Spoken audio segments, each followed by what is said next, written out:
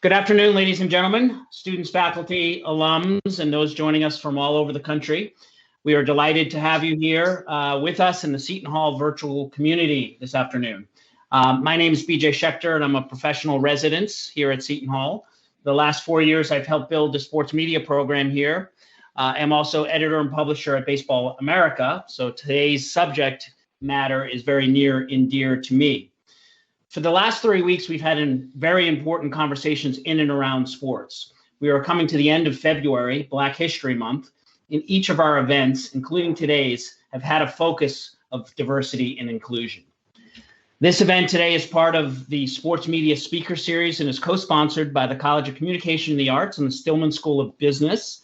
In the College of Communication and the Arts, we work very closely with our friends and colleagues at Stillman, and more importantly, or specifically, the Center for Sport Management and Professor Charlie Grantham.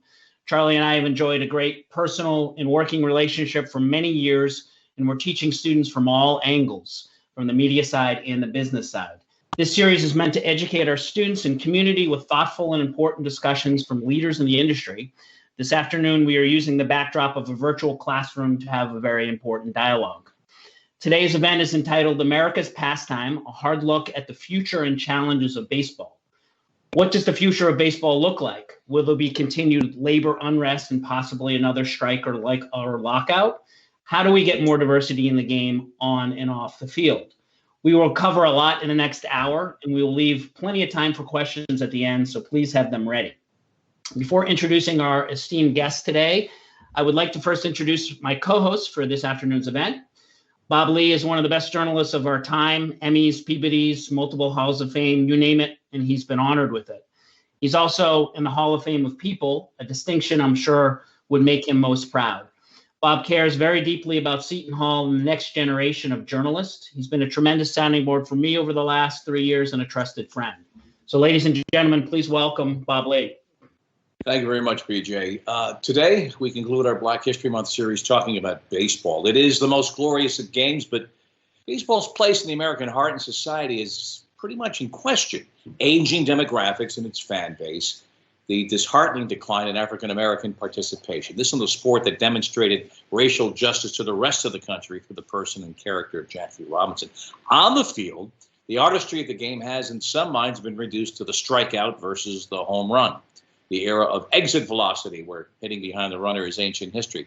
And in this era of awakened social consciousness, baseball's image is of a sport most tied to the past.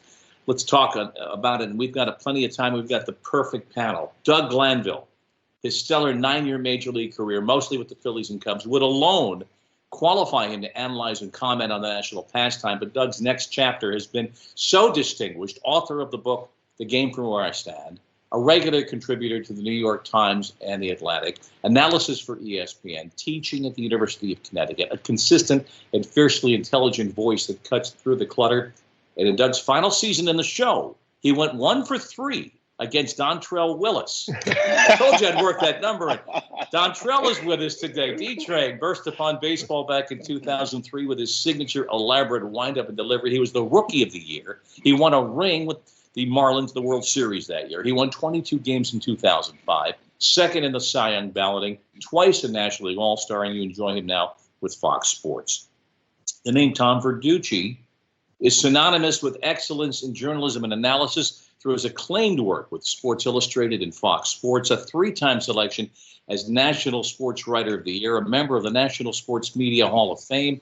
He has won 3 Emmys for his work at Fox, and importantly, it's a homecoming. Tom's a graduate of Seton Hall Prep, way back in the day that I remember when the prep was on the university campus. So, gentlemen, thank you for being here. Less of us, more of you is what I think all of us want to hear, because you guys know the game and its culture well. Here we are, 2021. Let me begin with you, Doug, if I could. What's the biggest challenge of all that I've posited and others that I haven't? The biggest challenge for baseball right now?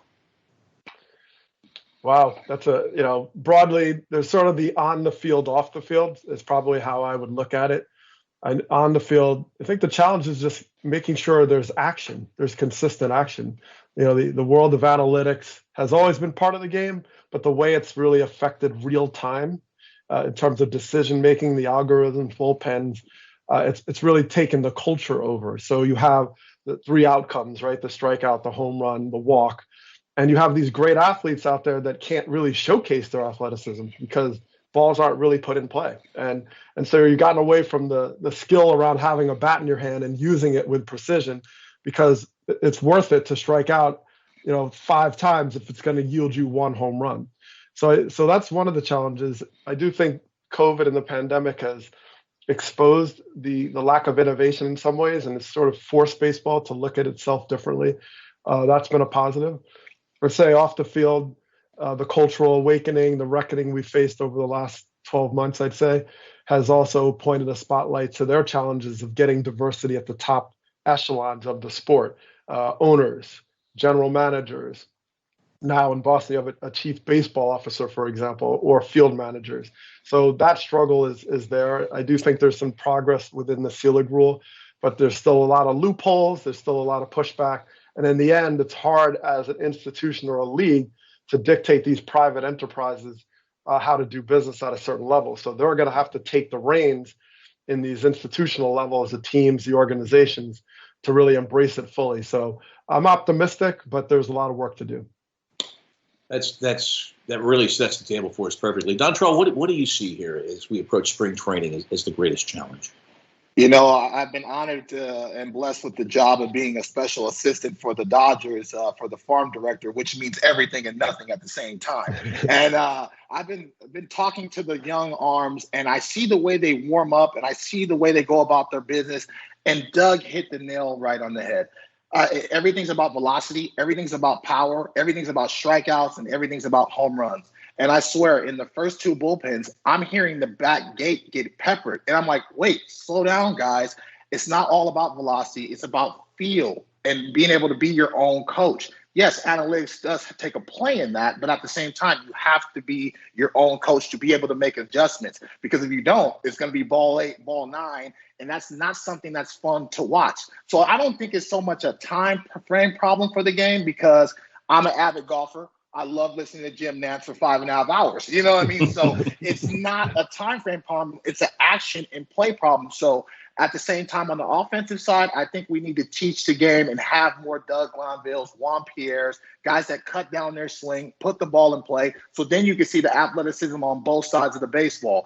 But it's hard to tell a kid that when everybody's signing, $300 million contracts and making $30 million a year, that, hey, I want to bunt this guy over. It's like, no, that's BS. I want to hit the ball in the stands. So it's tough to teach a guy that, but I agree 100% with Doug. I think the essence of baseball has gotten lost because the money and the figure has gotten so large. Yeah, we'll talk about the money, and we'll talk about the labor situation when it gets to the money. So Tom, we've got on field, we've got off field. Give us your take of the challenge of this moment. Yeah, I think, Bob, it's actually an existential crisis that's facing baseball here, and it is the pace of action in the game. It's not the time of game. It's the pace of action. The amount of nothingness that happens in a game today is really turning people away. I'll give you an example. In the last game of the last World Series game, Game 6, the clinching game, if you were watching the last 26 minutes of that game, you saw 2 balls put in play. 2 balls in almost a half an hour. This is happening at a time when not just young people, but all of our brains are literally being rewired. There was a study not too long ago that showed that when we're on platforms, different devices, our attention span shifts every 19 seconds. The amount of time between pitches is now up to almost 24 seconds. And that's gone up 3 seconds just since 2008. We don't have to go back to 1950. The game has changed enormously in the last decade for the worse. It's the amount of dawdling and nothingness. And a lot of the dawdling is created by the amount of information in the game.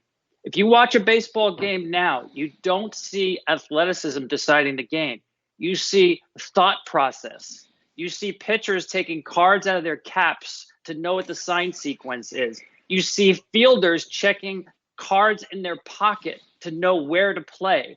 You see catchers looking at wristbands to know what to call. You see hitters reading tablets in the dugout to know what the pitcher is throwing. We need to get back to an athletic game so it does not look like the nuclear science lab at Princeton where everybody's reading.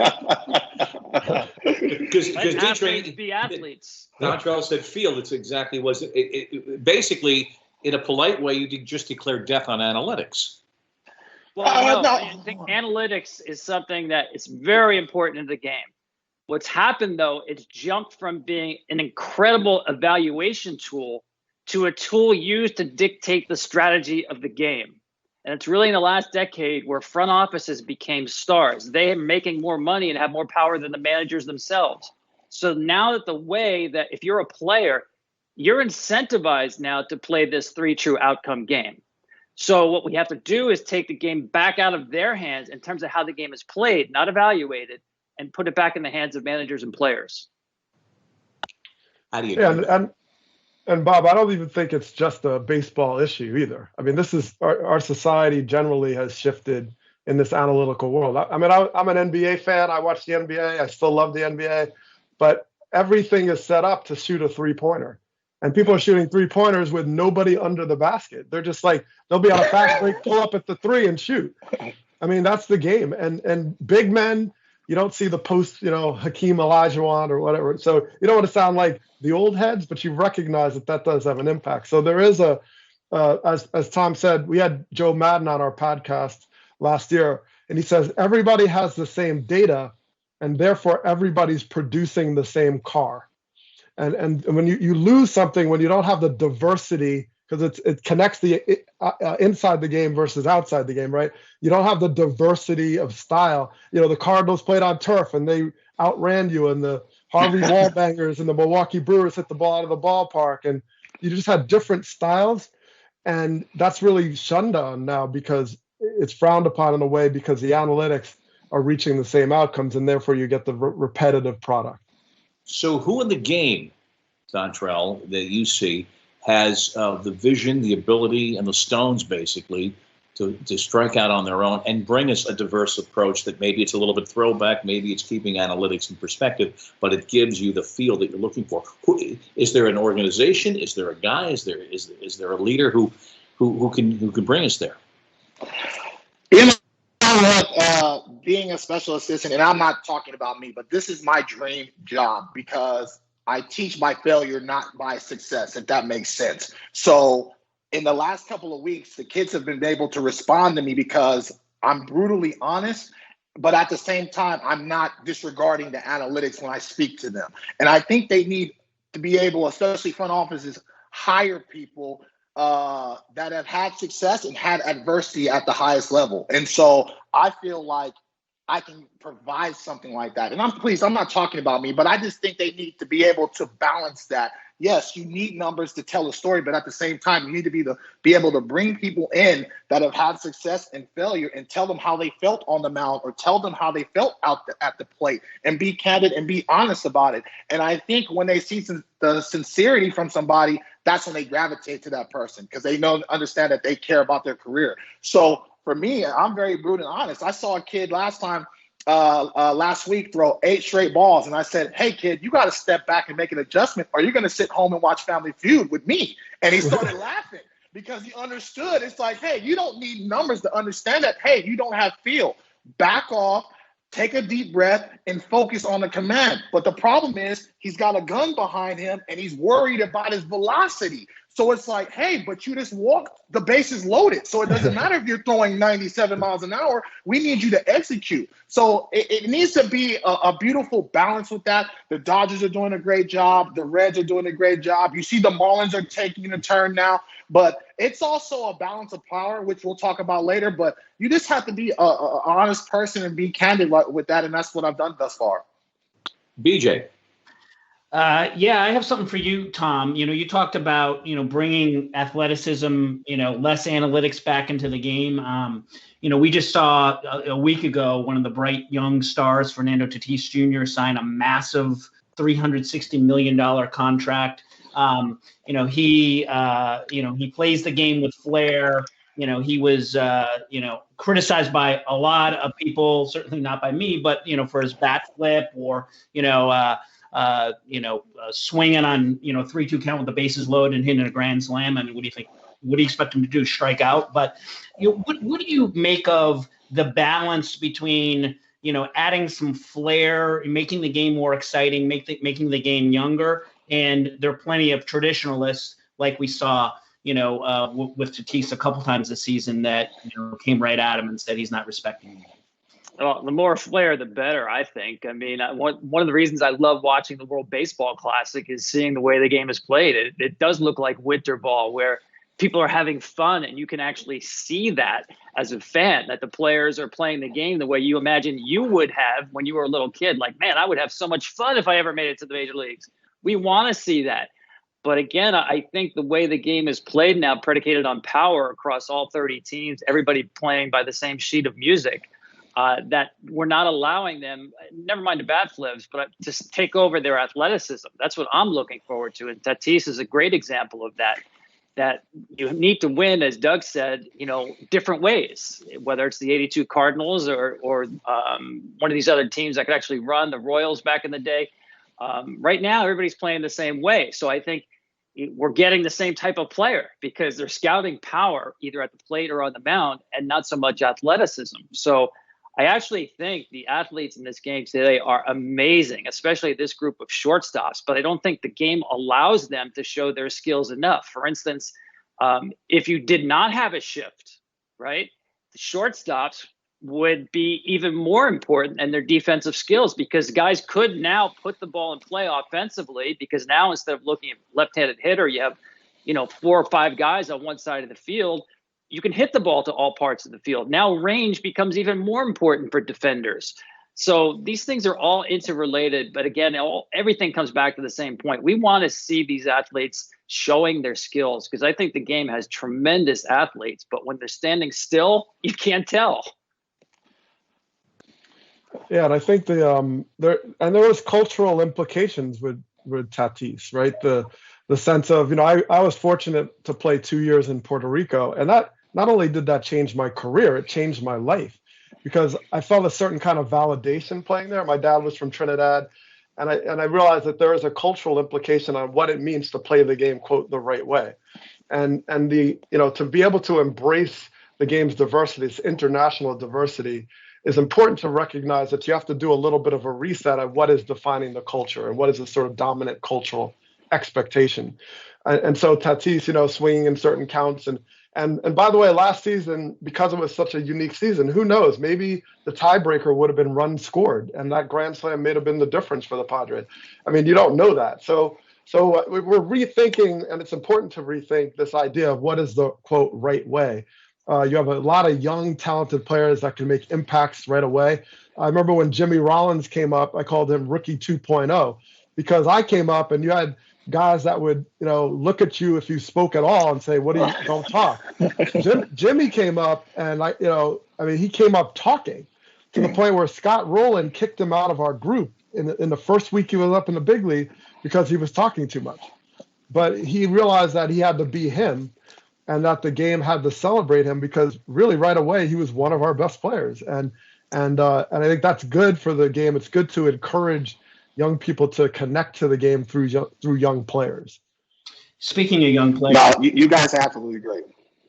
No, I'm sorry, I didn't mean to cut you off, but this talking about the personality of the game is so critical. And I think ultimately people are too sensitive, and so when I give up a home run, I'm not looking at the bat flip. I'm looking at the damn ball flying out of the stadium. You know what I mean? So I don't understand that aspect of the game. I love the energy. It's a crazy thing, and I'm sure a lot of people from Seton Hall won't like this, but when we played the Yankees in the World Series in 2003, they were supposed to run all over us, and we understood we have to play our style of baseball. And one of the greats, Juan Pierre, he says we're going to play our game the right way. And I swear, game one, he gets a base hit to the left side, still second. Luis Castillo moves the runner over, and then Pudge hits a sac fly. We're up 1-0. That took all of 4 minutes. So, if you're looking at perspective, it's like, oh my God, the Marlins are for real, and they understand how to play the game the correct way. I mean, half the stadium wasn't even sat down with their hot dogs and their beer, and they're like, the Yankees are down 1-0. So, I tell that story because it's so important. And you see in postseason baseball, it's always that situation comes up, moving the runner, and the guy fails at doing that because he wants to hit a run. bunting, little things like that. So I'm always really, really hammering home, play the game the right way, play small ball, and you'll be a champion. So, but again, does it get you a $30 million contract? Who knows? But you got to play the game the right way. Yeah, I want to stay with you, Dontrell, and talking about playing the game with, athleticism, with flair, passion, and and we're talking about diversity, and it's no secret that the number of African Americans in the game is significantly dropped over the years, and right. Some of the best players are not sticking with baseball. One player in particular that this group may not know about, but at Baseball America, we've known about him for a long time, is Jo Adell, who is the top prospect in the Angels organization, got called up in the shortened season, and in covering him for several years and getting to spend some time, with him. He's the son of a former NFL player. He looks like a linebacker. Right. He's got a $1 million smile. He gets it, and you could just tell, by spending 5 minutes with him, he's going to be a star. Right. And it's very fortunate for the game, that he chose baseball. How do we get more Jo Adells in this game? I always think of baseball being America's pastime ran by regional stars and promotion of the game. You see the other leagues, the NBA, the NFL, they promote their stars nationally and regionally very, very well. It's amazing how you know who a football player is when he wears a damn helmet for 3.5 hours. But you know who these guys are on every single team. I think Major League Baseball can do a better job of that. And me and Steve Sabathia, we love Dave Stewart. And the first time I got to see Dave Stewart warm up, I knew right there that's what I wanted to be. Dreams are good, especially for positivity. And so we need more Jo Adells. We need more people wearing their hat to the side. And you got to understand, I wore my hat to the side in 2003, and people thought I was disrespecting the game. I'm like, I'm just left-handed. I don't know if I can or not. You know what I mean? I'm that goofy. But again, now when I'm out of the game and the players are calling me OG at 39 years old, they all wear their hat to the side. And I feel great honor in the game, and I feel great honor everywhere I go. People are trying to do the leg kick in airports. You can imagine how embarrassing that is, but at the same time, it's very cool to me, and I will always cherish that. There's no monetary value. So I think Major League Baseball can do a better job promoting their regional stars, and not just black players, but white players and Latin players, and say, hey, we're all in it with you, because every major city has communities that represent everybody. So, I think they can do a better job at that. The numbers we've talked about, I think it's 7.5% are African-American players in the game, whereas if you go back to the 90s, that number was 18 or so percent. I turn on MLB Network. I was watching the 71 All-Star game with 17 Hall. It was 10 degrees outside, too, and I knew Reggie was coming up, so I wasn't turning the damn game off, right? You got Aaron playing in the outfield and Clement, oh, my gosh, and Palmer warming up, and it's like going to heaven. It's like a real-life field of dreams. Back then, you say, my gosh, the players were smaller physically. We can have a whole discussion about that. But there were black players in there that I grew up watching and being fans of. We see now, with the numbers out, we also see that first-round draft picks, the number of African Americans has increased to about 17%. So I guess the question, Tom, do you think that what baseball has tried to do affirmatively, we had the RBI program and the attention on the numbers, is bearing fruit at all in increasing the diverse pool of good players? Well, it's helped, Bob, but it's not enough. It's a really good program. It's giving opportunities for people, really any caller, an opportunity to play the game that maybe they otherwise wouldn't. But there's some investment that a family or a child has to put in there. You have to get yourself to the complex to play. I'm really big on things that make an impact on the grassroots level. And I thought that teams themselves can be much more involved, even if these kids never turn out to be major leaguers, and most of them would not, to make some of their alumni, the former players, available, say, on a Saturday at a local field, have a shed at the local field full of equipment, have one of these baseball ambassadors come out there to play pickup baseball, arrange the game. I don't want it to be overcoached. I don't want a bunch of rules. I want people out there have access to fields and equipment with somebody they can look up to as a role model and go play baseball and fall in love with the game. That's where it comes from. These structured programs are great if you're talking about developing major league prospects. And I have no problem with that, but we can do more for all those who maybe are not going to make the major leagues, not even come close. But you know what? They will be a generation of fans who come to embrace baseball that, hey, I like this game. All the studies have shown that if you touch baseball in some way as a young person, especially if you go to the ballpark, but if you play the game as well, you really never lose that connection. You might go away for a while, but then later in life, you have kids, you want your kid to have the same kind of experience that you have. So I'm really big on reaching kids at, that level between 8 and 12 years old, where the world starts to open up to you and opportunities and what's possible. Make it possible that baseball is a part of their life, whether they're major leaguers or a fan of the game.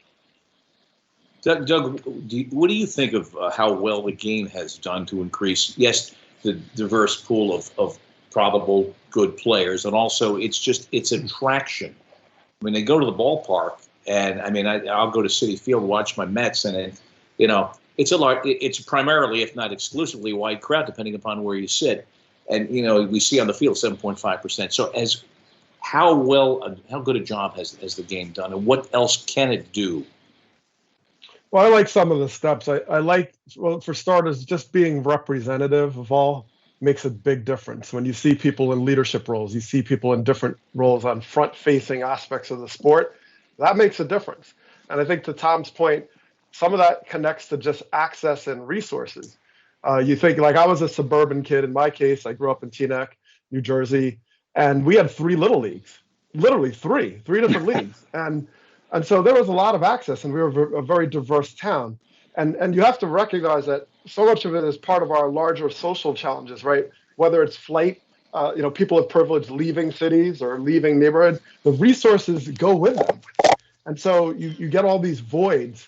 And when you have these voids, it's hard to field a team with equipment with so many people and travel ball.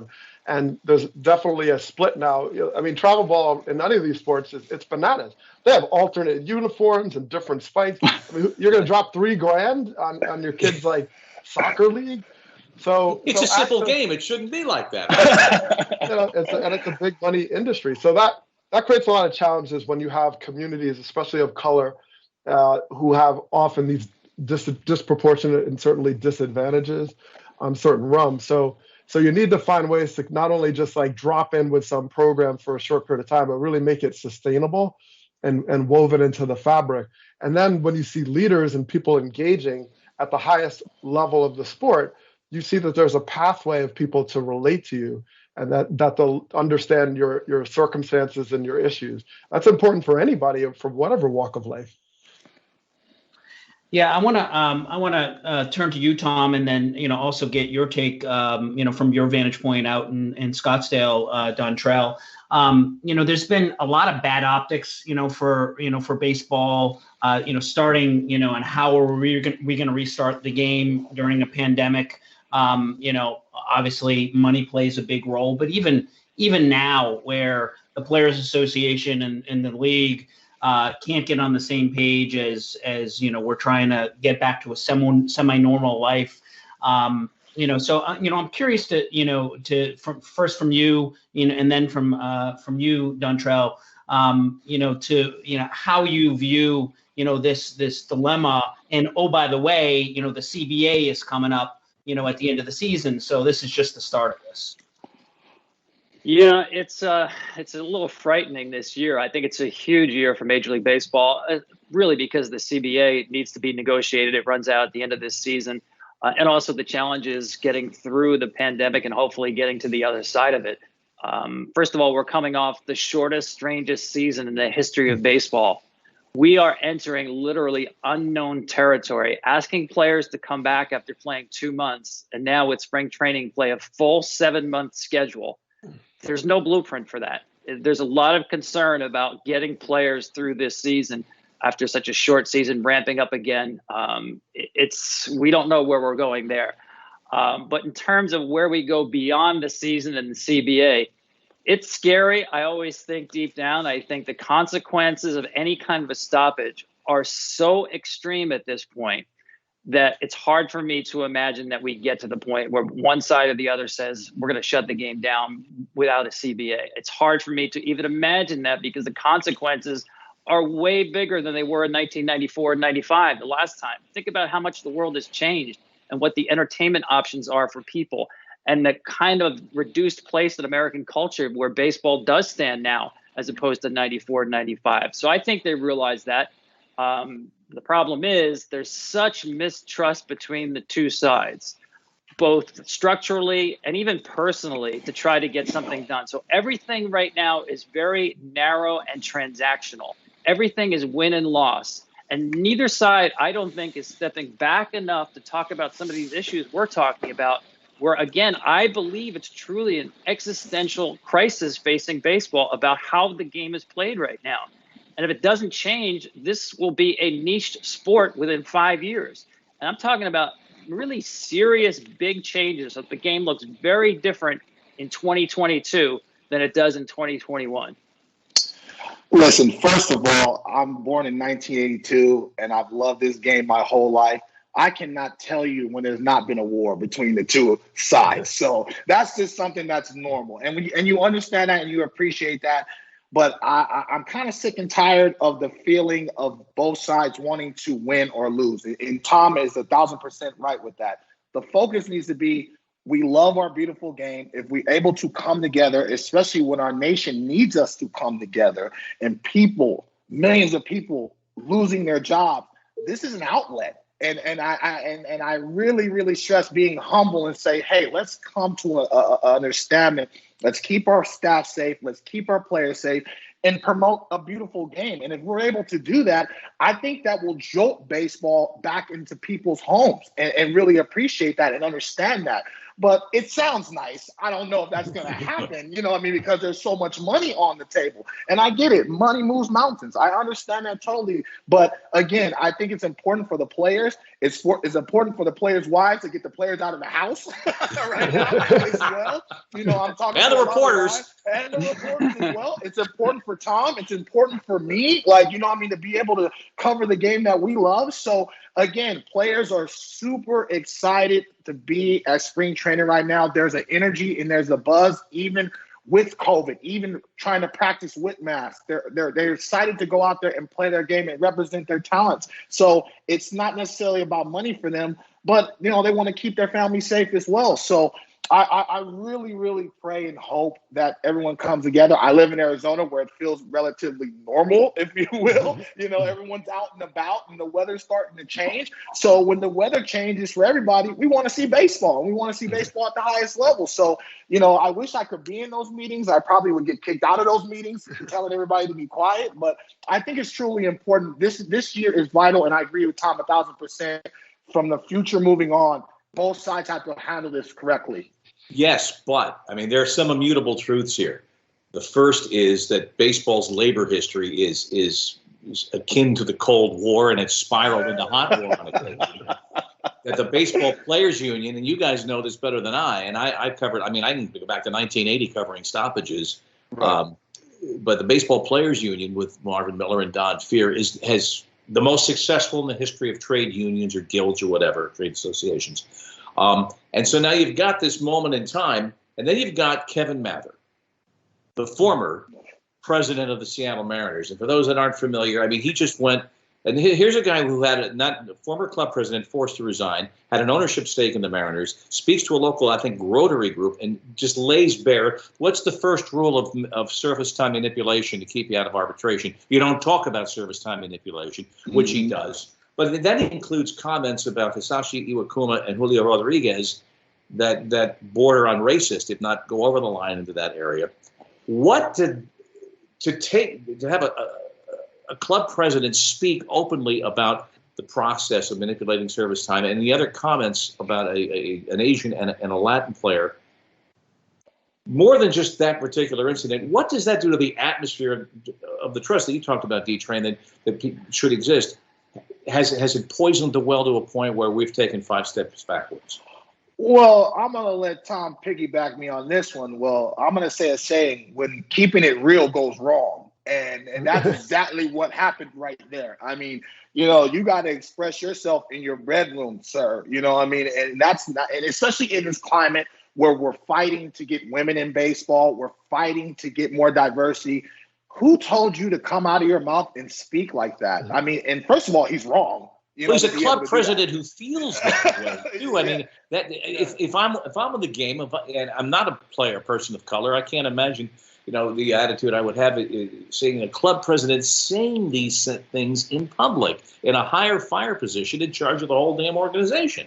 You know what I say to that though, Bob? Thank you. Now you can go out of the door. You know what I mean? Thank you. That's a good thing. Thank you for showing your slip, as we say in the South. But how many more of them are there?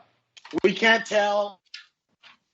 And we don't need to tell. You know what I mean? All we need to do is conduct business the right way and put your best possible team out there to win a World Series. I mean, when was that lost? I mean, the Mariners have never done that. So I don't understand why he's not worried about putting his best players to go out there and win a championship. So again, he might have put some, substance in his coffee to make him speak that way. But I don't care if you feel like that. As long as you treat me with respect and give myself the best possible chance to be successful on the field, hey, you can feel however you want to feel. Just give me the baseball. Tom, what was the more striking part of his comments? The manipulation of service time or those related to international players? Well, to me, the most injurious was the talk about the international players, the foreign players, their lack of mastery of English language. Again, we need to be a much more diverse of organization, sport, whatever you want to call it. And that certainly cuts against the spirit of everything that we want. So I think in terms of the injury, that was bigger. In terms of just kind of interesting where this goes, I thought the comment about service manipulation, service time manipulation was really interesting because it's sort of been, as you kind of alluded to there, Bob, one of the worst kept secrets in the game, right? People just didn't acknowledge it. Well, as the union said, and I love the statement they put out, this is an unfiltered look at the way clubs speak and think. So now that that's on the table from a really key decision maker in an organization, what does it mean? I think it can go either two ways. It could help the process of negotiations because we did get this worst kept secret out in the open, or maybe it hurts it, where now he is representative of all 30 clubs. And it's going to be hard for the owners to negotiate knowing that's the position the union thinks that they're in. So I'm hopeful that getting it out in the open is something that's really good. Sunshine, as we know, is always the best disinfectant. I hope that it influences negotiations for the positive. Doug, you've been involved with the union. You were on the executive committee, if I'm not mistaken. You still work with the alumni. When you heard those comments, I mean, obviously, on every level, they don't work and they're injurious. So what's the takeaway? Well, takeaway is that, he put it out to light, and I think that's important. The conversations that we've been having have been trying to get at some realness about these perceptions, these viewpoints that also dovetail with power. And I think that's the big issue, because as a player, or if you're trying to buy a house in a neighborhood, whatever it may be, when someone has this level of power over your future and your fate, and they have that type of view on you, it's highly problematic. Of course, it plays into your opportunity. Of course, it plays into your future and that is the leadership. And so all these teams and organizations in the league can use this opportunity to look inward and say, hey, you know what? We don't approve of this, although we recognize that he might have put a neon sign to it, but this exists in very subtle and nuanced ways also.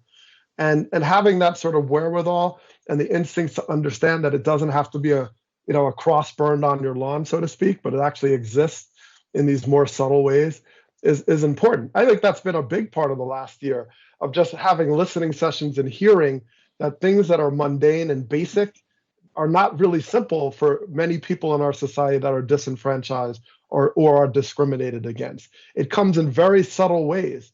It comes in ways that seem unexpected.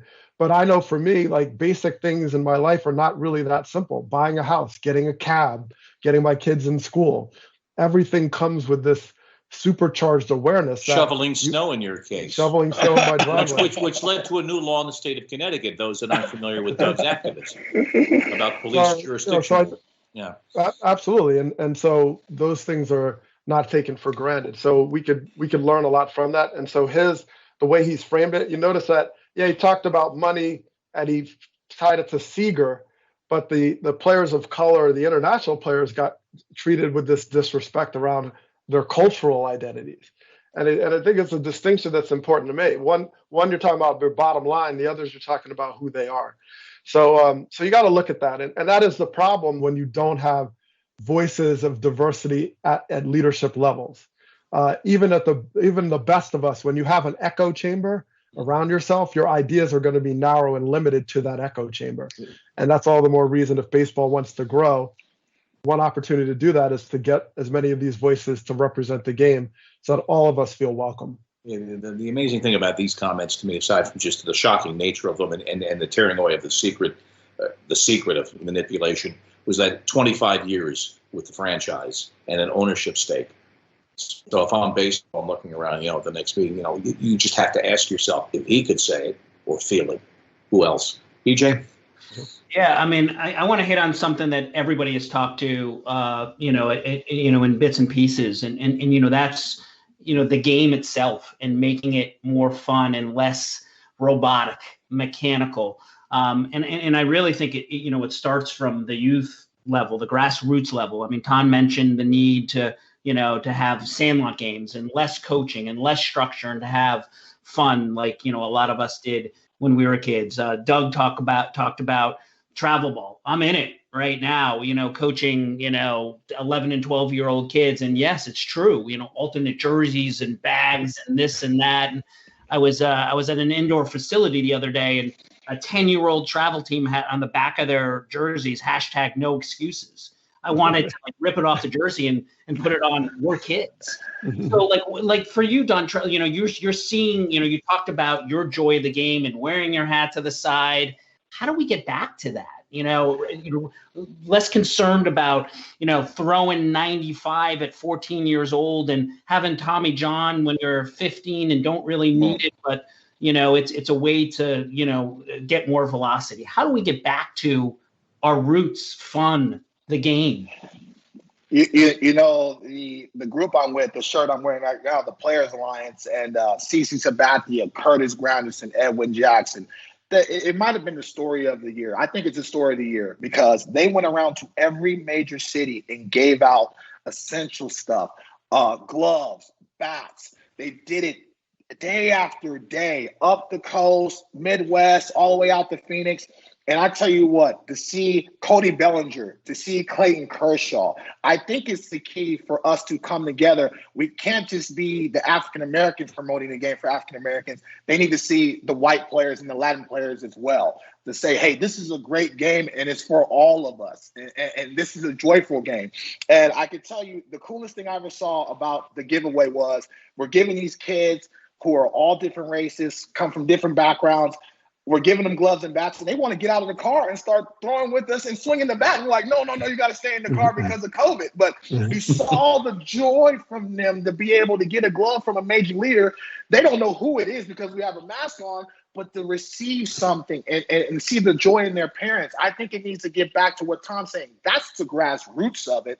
And I tell you what, bottom line, and I guarantee this, you're going to see a couple major league stars in the next 5 to 10 years because of the Players Alliance, because of the joy they got from getting that free bat and getting that free glove, inspiring them to love the game. And if not, they're not an all-star. They're just someone that's a fan of the game because they came across the Players Alliance. And we need more stories like that of positivity because we've all had a rough year of negativity, especially racially. So to see our white brothers and sisters help us promote the game, I think that spoke volumes.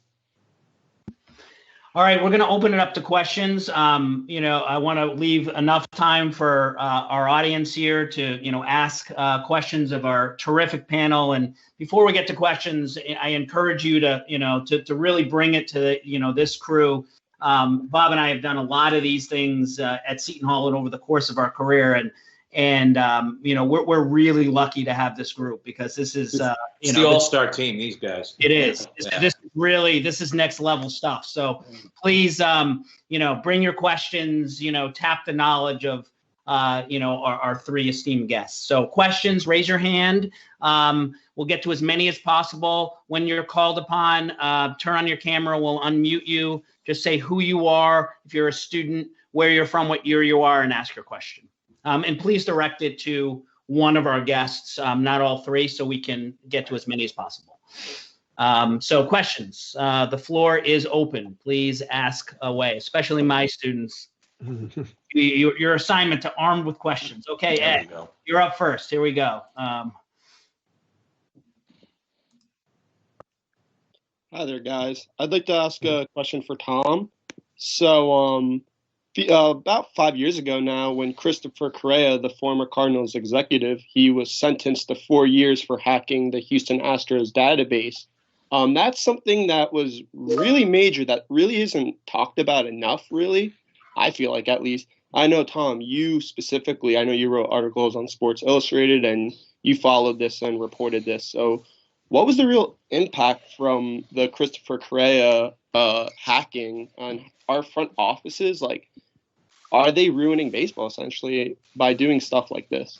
Are they going too far? Well, definitely criminal activity is definitely going too far. I think it made everybody password sensitive. I mean, that was the reason why he was able to hack in, because the password security just wasn't good enough. But you touched on something that's super important, that one of, if not the most important currency of the game today is information. And that's true of a lot of us in life, but information in baseball has become a valuable currency in the game. So you better protect it. So we all could see the front-facing metrics and information, and it's great. To me, it really enhances my enjoyment of the game. You have to remember, these clubs have proprietary information that go way beyond the public-facing stuff. So that needs to be guarded. But it's a good point about, does the information go too far? I'll give you one example here. The stolen base. And again, we're getting back to a more athletic, more diverse game. The analytical world doesn't really believe in the stolen base because the risk-reward ratio is not good enough. If you can only get one base at a 72% rate, that's not good enough. So that's discouraged. So the athletic player who can steal a base is not really valued in the way the game is played. If we can change the rules to make the stolen base percentage greater, for instance, limiting the number of pickoffs to first base, now teams are incentivized to stock their team with players who can run and not just strike out and hit home runs. Everything's interconnected, but we have to put those incentives in place analytically to change the way the game is played. Great question. Yes, thank you, Ed. Let's go to James Witherspoon. You're up next. Hi, everyone. This question is from Dontrell Willis. So I knew I've heard about you before, and I knew about your rookie of the year and stuff.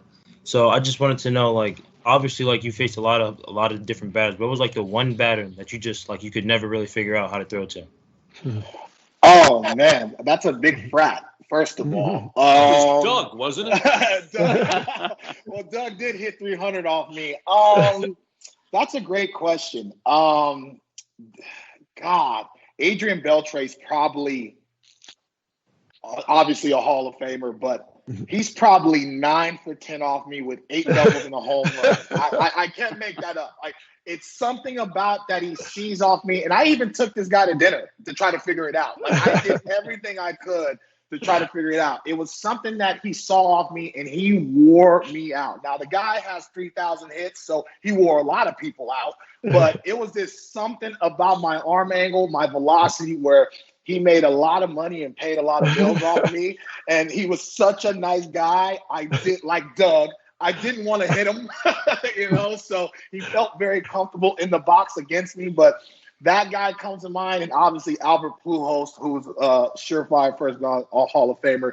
He hit 2 home runs off me and then took me to dinner that night. And obviously he paid for it. So those are the 2 guys that come to mind that wore me out pretty good. But it was honored to be on the same field with those guys and earn their respect. All right. Thank you. Let's go to John M.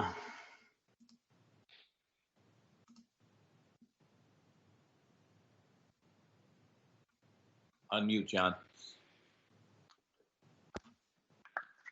There we go. He's on permanent mute. There we go. We can hear you. Are you with us, John? All right. John, go ahead. If you can. He's muted. So you can read his question, maybe.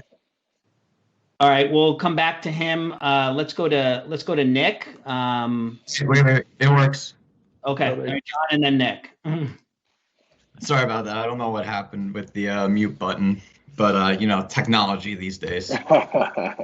First off, Tom, it's good to see you again. I met you at Seton Hall in 2018, and I got a picture with you and your autograph, and I had a blast at that thing that they had that year. Great event. Yeah, thanks.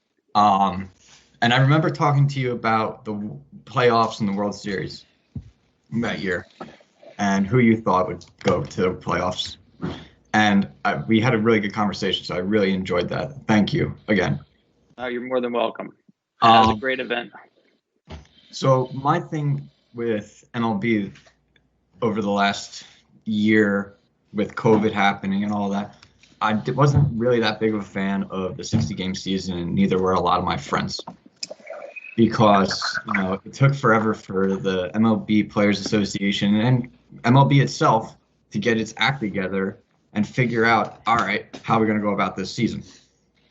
My concern about this season is it going to pull the same strings as last season in terms of, the extra inning rule where there's a runner on second at all times? I forget what other rules there were, but Tom and Dontrell, you can chime in as well, because I think this is a two-parter. Do you think that these extra special rules for the COVID protocols are still going to be in effect in 2021? Well, we will have that runner on second base and extra innings, and I actually came to like that rule. Me too. I didn't think I would. Horrible. But you know what? Terrible rule. We've talked about how much strategy has come out of the game because the game is so static. And I love the fact that it introduces strategy in the 10th inning. Should we bunt? Do we walk this guy? Do we pinch run the runner on second base? I would actually tweak it one more step and say when we get to the 10th inning, the runner on second base, you reset your lineup. Top of the lineup comes up. Let the games be decided by the best players on each team. Plus, the highest scoring inning is normally the first inning because that's the one time you can optimize your lineup for run scoring. The idea was with the COVID protocols, not have a 5-hour, 18-inning game, right? Try to get the game over with. So if I know in the 10th inning that Mookie Betts or Fernando Tatis or Bryce Harper or Mike Trout are coming to the plate, guess what? I'm sticking around. I'm watching. So reset the lineup. So I would actually take it now one step further. So as far as the other rules right now, there's saying that there's no DH and no expanded playoffs. I still think before we get to opening day, guys, we're going to get those in place. It makes too much sense for both sides. They came to an agreement at the 11th hour last year on the postseason format before opening day. As much as I like National and love National League Baseball, at this point, I think they're going to go ahead with the DH in both leagues by the time we get to opening day. I'm going to piggyback off Tom. I hate the DH, but I'm a career 240 hitter, so I can handle a bat a little bit. But I'm with Tom. I like the runner on second. I like how teams strategize on both sides. For a reliever, you had to bring someone in that you were confident enough to throw strikes, and then offensively, depending on who is up at the plate, I like sometimes they would put a runner on first so they can force a force play and get a double play. So it definitely helped the strategy, and also it saves arms. These 18-inning games are ridiculous, and also if you use all your bullpen, now you're crippled for the next couple of games in that series. So I don't think once the game started going, you heard less complaining about that rule because guys understood that. You only use 3 to 4 pitchers as to use the 6 or 7 out of your bullpen, and now you're depleted for the next couple of days. So I think I like the rule. They use it in the minor leagues as far as the 7-inning rule, so it caused more urgency to score early. And but I don't mind it. Now, if I'm on the mound and I got somebody on second, it sucks. But but at the same time, I like the rule, and it helps the urgency of the game as well. All right, thank you. let's try to get as many as we can in. So Nick, I think you can unmute now. You're up, and then Blaze. Hey guys, my name is Nick. Dontrell, my question is for you. You had great success in your career, highlighted by a phenomenal first season at the major league level, of course, in the World Series, getting that Rookie of the Year honor. My question for you is, how did you develop your unique and individual pitching, delivery, and style?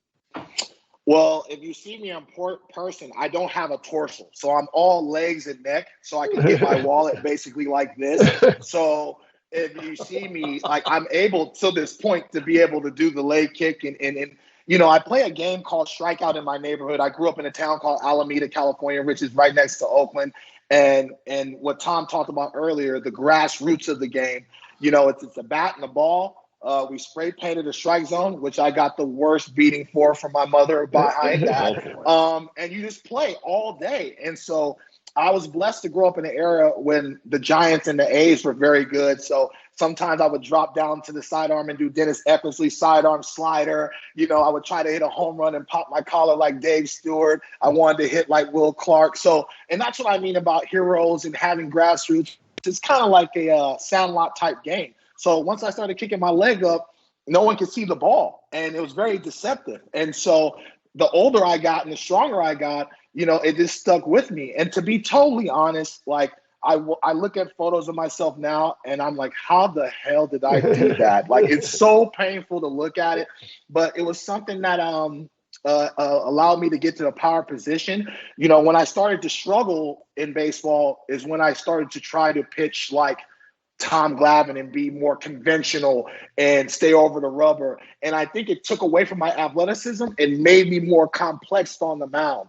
So then all of a sudden I'm like trying to guide the ball. So now that I play a lot of golf, if you think negatively, don't hit the ball in the water. That's exactly what you're going to do.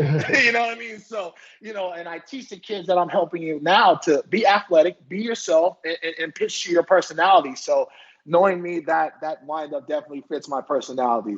Great question. Thank you very much. All right, let's go to Blaze. You're up next, and then Ellis. Okay. Hello. I just have two questions. Well, I'm Blaze Panzini. I'm an actual pitcher here for Seton Hall. So it's good to see a D-Train on the call. But my first question would be, how would you go about fixing service time manipulation? I know it's kind of a loaded question.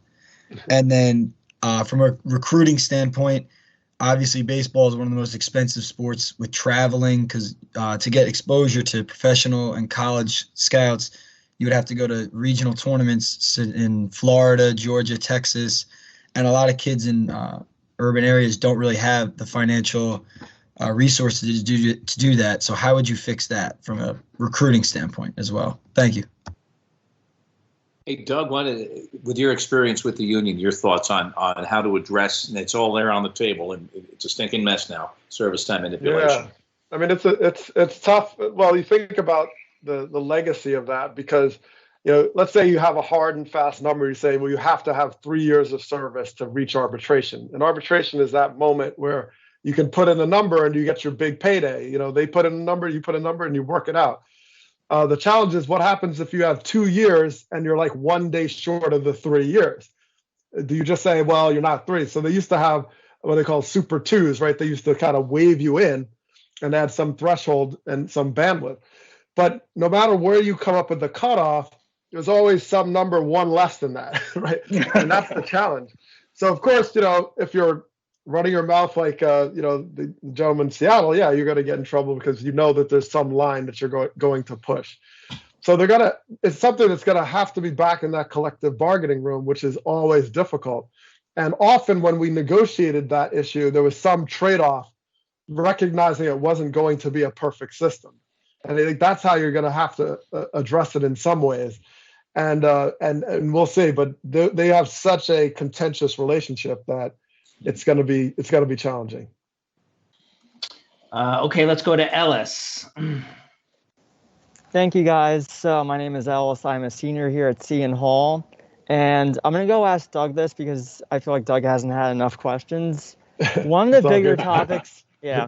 One of the bigger topics has been strategy of the game in this seminar, which is so fantastic. And with more teams like the Rays implementing the opener and bullpenning, I started an interesting idea from Rockies manager Bud Black and a few others, where there would be a designated hitter in the game for as long as the starting pitcher lasts. So Nelson Cruz would get 2 at-bats, and once the pitcher is removed from the game, they'd have to use pinch hitters or have the pitcher's bat. So I'm curious on your thoughts, Doug, on if this should be applied to the National League, both leagues, or just not implemented at all. And thank you. Yeah, I appreciate that. Well, I know Jason Stark and I have a podcast, so we talked about this at one point recently. And I kind of like the idea because, let's go back to that 10th inning runner that teleports like Harry Potter onto second base, right? So with that, you kind of say, well, how did he get there, right? How did he get there? And so you have these sort of rules that have come into play where for me, I struggle with not being able to go to my scorebook and explain how a person arrived. So that was my issue. But I understand like the motivation. But part of it was also when you have a game that has gotten so far away from starting pitchers going deep into ball games, to some degree, that 10th inning runner rewards a system that's set up to have people throw 1 or 2 innings in the beginning. Like if you have back in the day of Steve Carlton, you don't care about that situation because you're not going to deplete your bullpen because Steve Carlton's going 10, 11 innings, or John Tudor or whoever, Tom Seaver. But because you're so built to have a short start or matchups, then it's kind of becoming a self-fulfilling prophecy. So addressing that is kind of part of it. So I do think that if you want to inject some life into that starting pitcher again, then maybe it is interesting to say your offense is a trade-off. And that is one way, almost like on a policy level, you can challenge these managers and these organizations to really think through what a starter really means. And maybe you'll find that guys will go deeper in ball games again. Great response. Thank you. We could go on all day, but I want to be respectful of our guest time. So I want to end with a quick rapid fire question for each of our guests, starting with Tom and then Dontrell and Doug. Very simple answer, a yes or no answer. Will we see the regular season start on April 1st, starting with Tom? I would say yes. I'm an optimist by nature, and I think baseball did a good job last year playing through the protocols. I was actually there inside the bubble. They did an amazing job. MLB and the players should be commended for that. So given that experience, I think we'll start on time. Yeah, on my end, it better because I have 4 daughters and I got to get out of the house. So I need to start on time. So, yes, I'm with that. I'll say yes also. There's progress. We have the vaccine that's coming on board, and there seems to be decent signs, at least today, that we're doing better against this virus. And since there was a reasonable amount of success last season to get through it, even after a couple of outbreaks, they were able to pull it off. So I think MLB ultimately did a good job. So I think we'll start on time and have a season with more and more fans coming out to ball games. I hope so. You make the great point about the vaccine, the trend lines. You watch the graphs every day. We pray we're getting better as a nation. I think of the old song. Remember, Terry Cashman's Talking Baseball. The lyrics are just old baseball names. And David Frischberg has a similar story, Van Label Mungo song. And Talking Baseball in February with you guys. And the bigger issues, the social issues in the game itself has been a joy. Doug Glanville, my friend and former colleague, good to see you. D-Train, thank you. Dontrell Willis, we really appreciate your time. Tom Verducci, the state-of-the-art in baseball journalism. Thank you, sir. Continued good things to all of you. And thank you for your time, and thanks for being with us. BJ, back to you, sir. Well, thank you. I echo all of Bob's sentiments. This has been such a terrific panel. Probably the best that we've done. So thank you to our guests. Thank you to you for being here, for your questions. Stay tuned for the next speaker series coming up. In the next month or so. Stay safe and enjoy the game.